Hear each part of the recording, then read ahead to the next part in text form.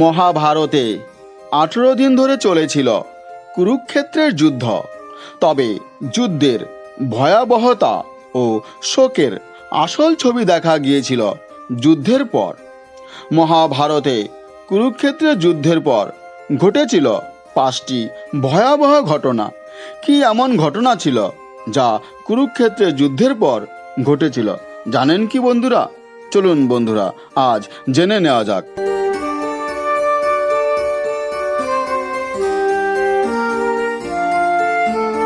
বলা হয়ে থাকে মহাভারতে কুরুক্ষেত্রের যুদ্ধের পর থেকেই শুরু হয় কলিযুগের সূচনা।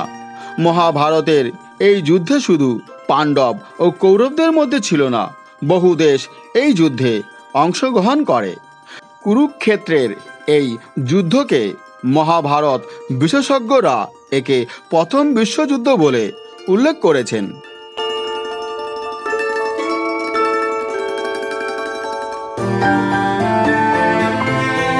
18 দিন ধরে চলা মহাভারতের যুদ্ধ হয়েছিল ধর্ম ও অধর্মের মধ্যে। যুদ্ধের প্রতিটি দিনেই ছিল নিজস্ব বৈশিষ্ট্য ও রহস্য মোড়া। জেনে নেওয়া যাক সেই 5টি ভয়াবহ ঘটনা যা ঘটেছিল কুরুক্ষেত্রের যুদ্ধের ঠিক পরে।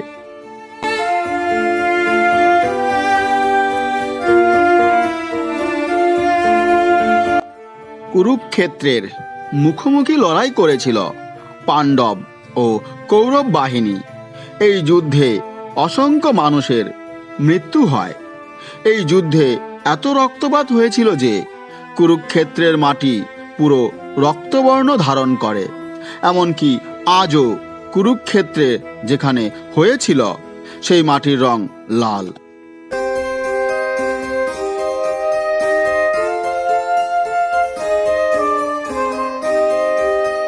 মনে করা হয় কুরুক্ষেত্রের যুদ্ধে প্রতিদিন হাজার হাজার সৈন্যের মৃত্যু হয়।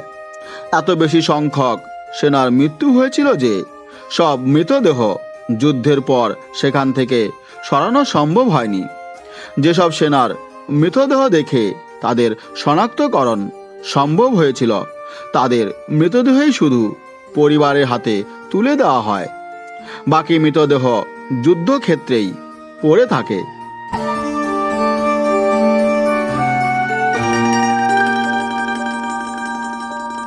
এই যুদ্ধের ভয়াবহতা শুধুমাত্র একটি তথ্যেই বোঝানো সম্ভব, যেখানে একা ভীষ্ম প্রতিদিন পাণ্ডবদের প্রায় 10,000 করে সৈন্য নিধন করেন।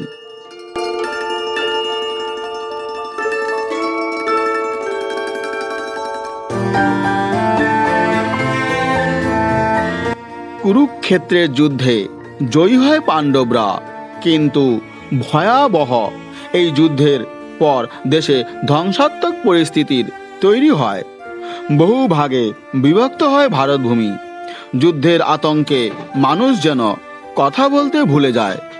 বিভিন্ন ধর্ম এই সময়ের পর থেকেই ছড়িয়ে পড়া শুরু হয়।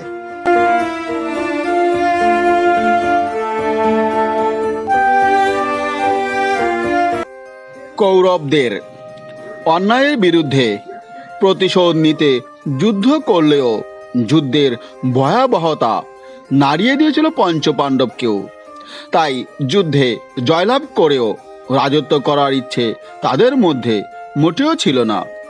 শেষ পর্যন্ত শ্রীকৃষ্ণের মৃত্যুর পর হস্তিনাপুরের সিংহাসনে পরীক্ষিতকে বসান এবং দ্রৌপদীকে নিয়ে পঞ্চপাণ্ডব মহাপ্রস্থানে যাত্রা করেন।